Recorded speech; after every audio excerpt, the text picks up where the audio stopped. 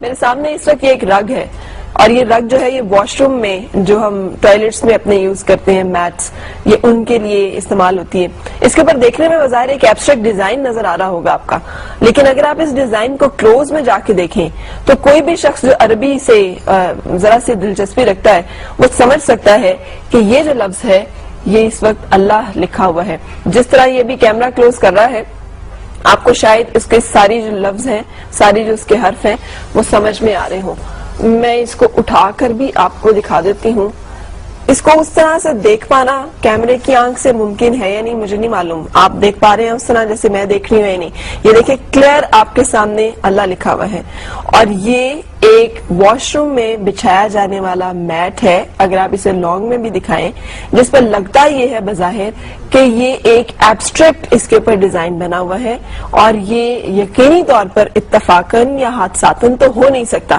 یہ ایک باقاعدہ پلان ایفرٹ ہے جس کے نتیجے میں اس طرح کی توہین کرائی جاتی ہے. مارکیٹ میں اویلیبل ہے. اسی طرح سے کسی نے دیکھ کر خریدا ہے ایک نظر دیکھنے میں کہ بڑا ہی اچھا ڈیزائن اور بڑا ہی مزیدار سا لگ رہا ہے اور جب اس کے اوپر ذرا سا غور کیا گیا تو پتا چلا کہ یہ لفظ اللہ ہے جو ہمارے پاؤں میں اور واش روم میں بچھایا جا رہا ہے. سو یہ صورتحال ہے ان تمام ایفرٹس کی اور ان تمام کاوشوں کی جو ان لوگوں اور ان مذاہب کی طرف سے آتی ہیں جنہیں ہم کہتے ہیں بڑے معتدل مزاج ہیں اور اگر کوئی تشدد پسند ہے تو وہ صرف مسلمان ہے. یہ ایک کپڑا ہے. یہ کپڑا خواتین کے لباس بنانے میں استعمال ہوتا ہے. اگر کیمرہ اسے بھی کلوز کرے تو اس پر بھی اس جگہ پر یہ الحمدللہ رب العالمین بہت کلیئرلی پڑھا جا رہا ہے. مطلب یہ سامنے نظر آ رہا ہے کہ یہ انہوں نے اس کے ساتھ جس طرح کے مغلظات اس پورے فیبرک کے اوپر پرنٹڈ ہیں اگر اس کو میں آپ کو دکھا سکوں. یہ ایک عورت اور مرد کی تصویر ساتھ ہی انہوں نے بنائی ہوئی ہے جو کہ ایک عجیب و غریب صورتحال اور نمونہ پیش کر رہی ہے. اس کے بعد اس کے بالکل نیچے یہ لفظ اللہ پرنٹ ہوا ہے. اب یہ اگر آرٹ کا اتنا ہی خوبصورت نمونہ ہے اور ان کو یہ لفظ اتنا ہی فیسینیٹ کرتا ہے تو مجھے سمجھ میں نہیں آتا کہ اس لفظ کو اپنی خانقاہوں میں اپنی درسگاہوں میں لگانے سے تو ان کو بہت اعتراض ہوتا ہے لیکن اس طرح کی جگہوں پر استعمال کرنے میں ان کو یہ پیس آف آرٹ لگتا ہے. یہ ہرگز ایسے نہیں ہے. اس لیے کہ سب کچھ پلانڈ ایفرٹس ہیں. یہ وہ سازشیں ہیں، یہ ان کی نفرت کا، یہ ان کے ان گھناؤنی عزائم کا، یہ ان سازشوں کا مظہر ہے جو مسلمانوں اور عالم اسلام کے خلاف کی جا رہی ہیں اور مسلسل کی جا رہی ہیں. سو ہمیں اب جبکہ ہم ساری چیزیں امپورٹڈ استعمال کر رہے ہوتے ہیں مارکیٹ میں جائیں تو یہ فیبرک بہت سستا سا مل رہا ہوگا.